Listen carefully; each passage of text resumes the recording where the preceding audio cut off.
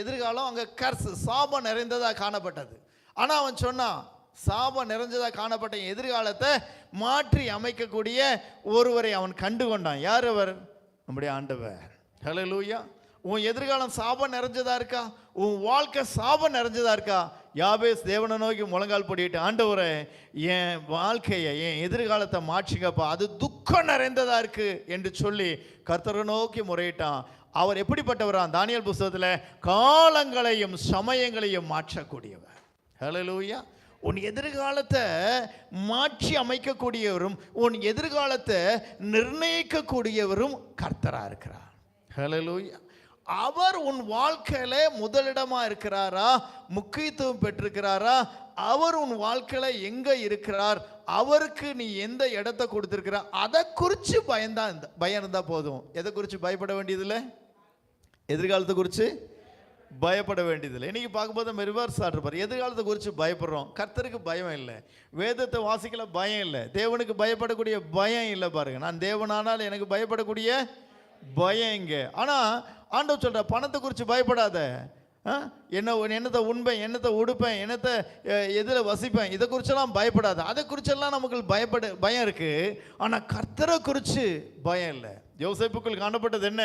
கர்த்தருக்கு பயப்படக்கூடிய பயம் மாத்திரம் தான் அவனுக்குள் காணப்பட்டது. பாருங்க, அவன் சொல்றான், இந்த பாவத்தை செஞ்சு நான் தேவனுக்கு விரோதமாக பாவம் செய்வது எப்படி? இந்த பெரிய பொல்லாப்பு செய்து தேவனுக்கு விரோதமாய் பாவம் செய்வது. அந்த சின்ன பையனுக்குள்ள ஒன்னே ஒன்று காணப்பட்டுச்சு. என்ன காணப்பட்டுச்சு? தேவ பயம். ஹல்லேலூயா. இந்த பரிசுத்த வேதத்தில் தேவனுக்கு பயப்படக்கூடிய மனுஷனுக்குரிய ஆசீர்வாதம் பாருங்க, ஒரு மலை மாதிரி குவிஞ்சு கிடக்கு. ஹல்லேலூயா. தேவனுக்கு பயப்படக்கூடிய பயம் நம்முடைய நெஞ்சில இருந்தா நம்முடைய வாழ்க்கை நீ எதிர்பார்த்திராத ஆசீர்வாதங்களால நிறைஞ்சதாய் காணப்படும். ஹல்லேலூயா.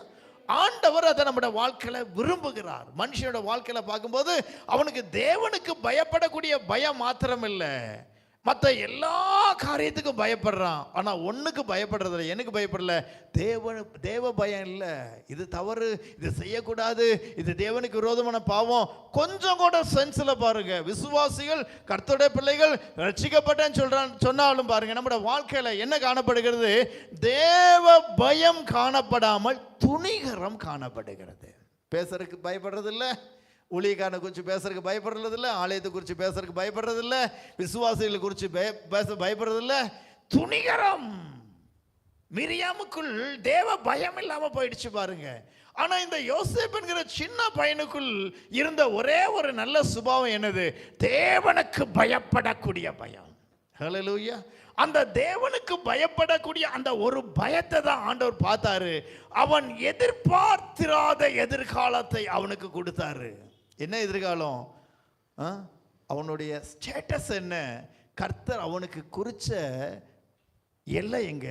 கற்பனை கூட பண்ணி பார்க்க முடியல. அதான் சொன்னேன், உனக்கு எதிர்காலத்தை நீ குறித்து அதை நோக்கி ஓடி அதை பெற முடியாதபடி பட்டாம்பாச்சி பிடிச்ச மாதிரி 5 பேர் செலெக்ஷன் ஆகணும், 10 பேர் இன்டர்வியூ போனாங்க, எடுத்துட்டாங்க. அதில் நீ ஒருத்தனை இல்லை ஒரு நூலில் நான் மிஸ் ஆகிட்டேன். எத்தனையோ காரியம் நம்ம ஏமாந்து போகிறோம், எத்தனையோ காரியம் நம்ம எதிர்பார்ப்புகள் ஃபெயிலியர் ஆகுது, நான் நினச்ச காரியம் நடக்கலை. என்ன காரணம்? என்ன காரணம்? நமக்கு ஒரு எல்லையை வச்சு ஓடிக்கொண்டிருக்கிறோம். இன்னைக்கு அதை நிறுத்தி கொண்டு என் வாழ்க்கையில் தேவன் எங்கே இருக்கிறார், தேவனுக்கு முக்கியத்துவம் முதலிடம் கொடுக்குறேனா, ஜெபத்துக்கும் வேதத்துக்கும் முக்கியத்துவம் முதலிடம் கொடுக்குறேனா, கொடுத்தா நீ உனக்கு குறித்த எதிர்காலத்தை பின்னாடி ஓடி ஓடி சடைஞ்சு சலிச்சு போயிருக்கலாம். அதை விட்டுரு. அவர் உனக்கு ஒன்று குறித்து வச்சிருக்கிறாரு. அது மேன்மையானது, அது லகுவானது, அது உனக்கு நிச்சயமாய் நடக்கும். பரிசுத்த வேதத்தில் நீதிமொழி புத்தகத்தில் போட்டிருக்கு, நிச்சயமாகவே முடிவுண்டு, ஓ நம்பிக்கை வீண்போகாது. ஹல்லேலூயா.